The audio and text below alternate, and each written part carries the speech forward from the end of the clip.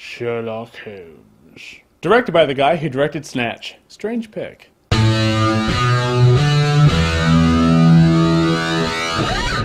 Okay, so when seeing the trailer, I think it's safe to say that Sherlock Holmes looked like it was going to be National Treasure or the League of Extraordinary Gentlemen. Can I say it was a little bit of both? Well, despite a very strong performance by Robert Downey Jr., Sherlock Holmes as a whole, it kind of failed. I mean, the plot and the story just felt disjointed and hard to follow, and not in that stylish Guy Ritchie kind of way. And that's Guy Ritchie, Snatch, and Lock, Stock, not Guy Ritchie anything after that. And in thinking about it, I think the reason the movie felt like that is because they don't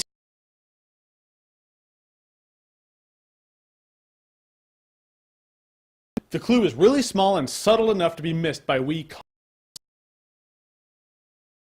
something. But in the movie, they don't tell you what clues were found, or that there were even any clues to be found for that matter, until the very end of the movie. Don't worry, no spoilers, I'm just saying it's a movie with room after room and scenario after scenario of him gathering clues, but you don't know he's gathering clues, and then he wraps it all up in the last 2 minutes of the movie, which is supposed to bring validity to the last hour and 58 minutes you just watched, and I suppose it does, but it just doesn't feel any more fulfilling. You're just kind of like, sweet, Holmes, I would have liked to have ridden that train with you, but, you know, thanks for leaving me in the dust. I was just officially a bystander in this movie. It's almost like it's a method of storytelling that would have worked for an hour-long episode of a TV show or something, but for a 2-hour movie, it just makes the whole thing feel like a grind. Now for the good stuff. I absolutely loved Robert Downey Jr. and Guy Ritchie's take on the character Sherlock Holmes. He actually reminded me a lot of Hugh Laurie as Dr. House. And on a side note, if you don't watch House, you really should.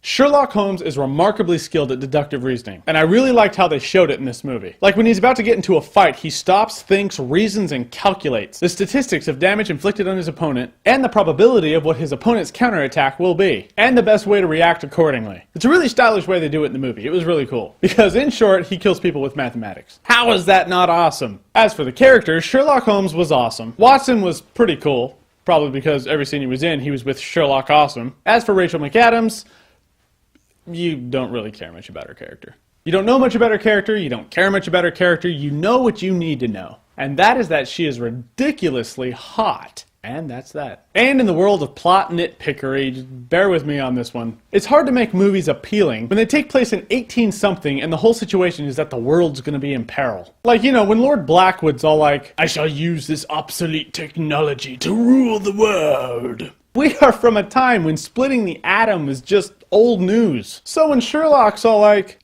my God, Watson, a device that can control other devices through radio waves? Why, that will change the world. Whoever holds that device shall have absolute power.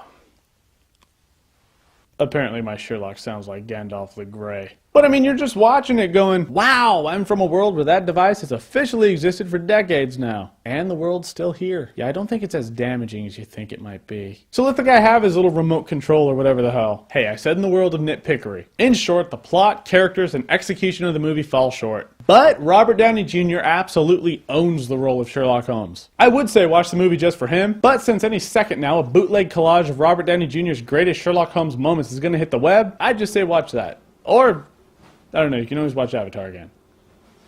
But before you leave, be sure to click on the link on the sidebar and subscribe to my channel, because there are more videos on the way. Many more. Yes.